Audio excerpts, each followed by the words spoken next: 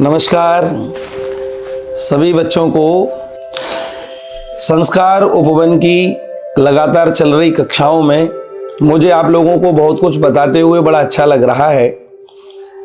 प्रत्येक दिन अपनी कोई ना कोई नई बात मैं आप तक पहुंचाता हूं और आप लोगों के कमेंट भी जिस तरीके से आ रहे हैं, बड़ी प्रसन्नता हो रही है क्योंकि आप हमारी वीडियो से बहुत कुछ सीख रहे हैं। आज मैं आपको कुछ नई बातें और बताने जा रहा हूं। मैंने एक पुस्तक लिखी जिसका नाम है सोच से परे जीवन, लाइफ बियॉन्ड इमेजिनेशन। तो उस पुस्तक में मैंने ऐसे महापुरुषों के चरित्रों को लिखा जिन महापुरुषों ने समाज के लिए आदर्श स्थापित किया, यानी कि वह सामान्य सोच से भी ऊपर का जीवन जिए। हम लोग, आप लोग भी उस प्रकार का जीवन जी सकें तो आपको वह बातें समझने के लिए प्राप्त होंगी। आप लोगों ने लाल बहादुर शास्त्री जी का नाम सुना होगा। लाल बहादुर शास्त्री जी हमारे यहाँ पहले भारतवर्ष के रेल मंत्री रहे। एक रेल दुर्घटना हुई तो अपनी नैतिक जिम्मेदारी मान करके उन्होंने उस पद से इस्तीफा दिया। बाद में उनकी छवि बहुत अधिक बढ़ गई और पंडित श्री जवाहरलाल नेहरू के बाद उनको हमारे देश का प्रधानमंत्री बनाया गया।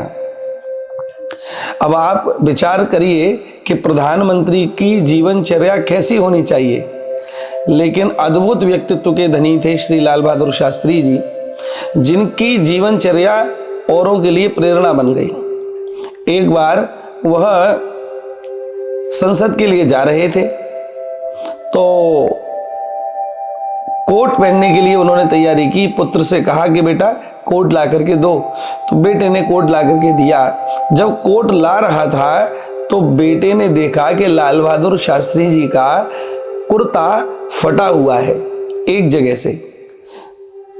तो बेटे ने कहा कि पिताजी आप इस कुर्ता को बदल लीजिए क्योंकि यह कुर्ता फटा हुआ है। पहली बात तो यह बड़े आश्चर्य की बात है कि किसी प्रधानमंत्री का कुर्ता फटा हुआ है, लेकिन आपकी जीवन की जो सादगी है उसका बखान नहीं किया जा सकता। कोट को लिया और बेटे ने कहा कि कुर्ता फटा हुआ है, इसको आप दूसरा ले लीजिए। कोट पहनते हुए शास्त्री जी ने कहा, बेटा अब जाड़ा शुरू हो रहा है, ठंड प्रारंभ हो जाएंगी तो यह कुर्ता कोट में छिप जाएगा, माने 3-4 महीने यह और चल जाएगा। 4 महीने के बाद फिर मैं और कुर्ता बनवा लूंगा। अब आप विचार कीजिए कि ऐसी सादगी का जीवन आपका था। एक बार इनके पुत्र इनकी एम्बेसडर कार लेकर के कहीं चले गए। सरकारी गाड़ी थी, सरकारी गाड़ी का प्रयोग प्रधानमंत्री जी को ही करना चाहिए। इस बात को जानकर के जितनी दूर तक इनका बेटा एम्बेसडर गाड़ी को लेकर के गया, उतनी दूर तक का डीजल का खर्चा और ड्राइवर का खर्चा या जितना भी अनुमान तक खर्चा था, उन्होंने वह खर्चा प्रधानमंत्री कोष में जमा किया। ऐसा अद्भुत व्यक्तित्व था। हमने एक घटना उनके बारे में और सुनी है कि बड़े कुशल नेतृत्व करता थे, नियोजन करता भी बहुत अच्छे थे। ऐसी गजब प्लानिंग करते थे क्या पूछिए। पुराने समय में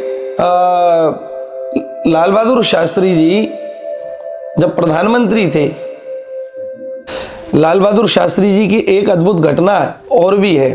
उस घटना में बताया जाता है कि पुराने समय में अमेरिका से बहुत गेहूं हम लोगों को मंगवाना पड़ता था, इंपोर्ट करना पड़ता था।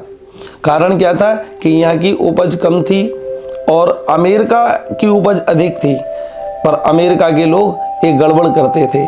अच्छा अन्न तो खुद प्रयोग कर लेते थे और जो सड़ा हुआ खराब अन्न, लाल अन्न जो था, उसको वह एक्सपोर्ट करते थे और इंडिया उनको इंपोर्ट करता था।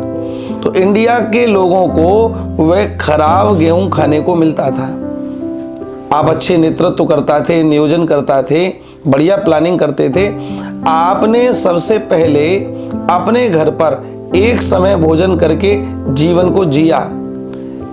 पहले एक समय भोजन परिवार ने किया और जब लगा कि हम लोग बढ़िया से रहे, कोई कमी नहीं रही, कोई कमजोरी नहीं रही, तब आपने अनाउंस कर दिया कि भाई यदि हमारे भारतवासी लोग एक समय भोजन करके 1 वर्ष तक बिता लें तो ऐसे समय में जो हम एक इंपोर्ट कर रहे हैं अमेरिका से गेहूं को, वह इंपोर्ट बंद कर दिया जाएगा और गेहूं की खपत जितनी है वह आधी रह जाएगी।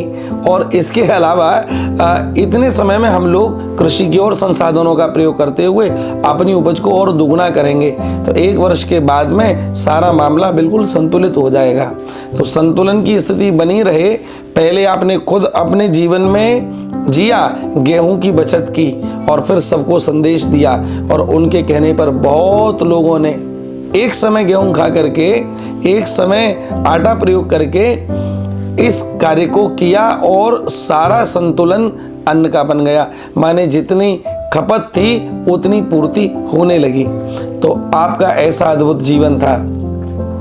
लाल बहादुर शास्त्री जी एक बार विदेश यात्रा के लिए जा रहे थे।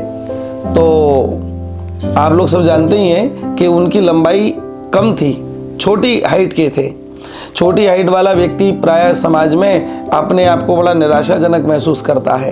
क्यों? क्योंकि लोग उसकी हंसी बनाते हैं। कोई कहता है ठेंगना है, कोई नाटा है, अन्य अन्य तरीके से लोग कहते हैं। लेकिन व्यक्ति का व्यक्तित्व उसके विचारों से बनता है। विचार ऊंचे हैं तो आप नाटे होकर के भी सारी दुनिया आपको प्रणाम करती है।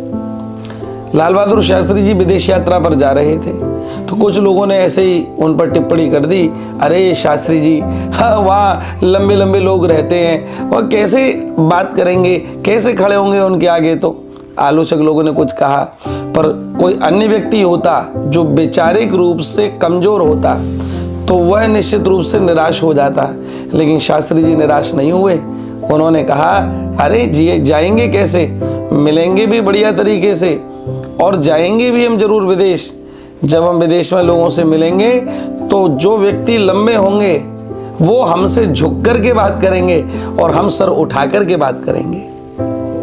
एक छोटी सी घटना ने एक बड़ी प्रेरणा सबको दे दी। यानी कि छोटी लंबाई के साथ में निराश नहीं होना चाहिए, विचारों को बड़ा रखना चाहिए। यदि हम लोगों के विचार बड़े हैं, ऊंचे हैं, तो सारा समाज हमारे आगे नतमस्तक होता है। यह सामान्य सोच से परे का जीवन जीने वाले नेता लाल बहादुर शास्त्री जी की एक छोटी सी घटना, छोटा सा संस्मरण मैंने आपको बताया। और मुझे उम्मीद है कि आप इससे बहुत कुछ सीखे होंगे और आने वाले समय में पढ़ाई करने के बाद, संस्कारों को लेने के बाद आप भी ऐसा ही जीवन जिएंगे जिससे समाज में एक आदर्श स्थापित हो। आपका नाम हमेशा याद किया जाए। बहुत बहुत धन्यवाद। राधे राधे।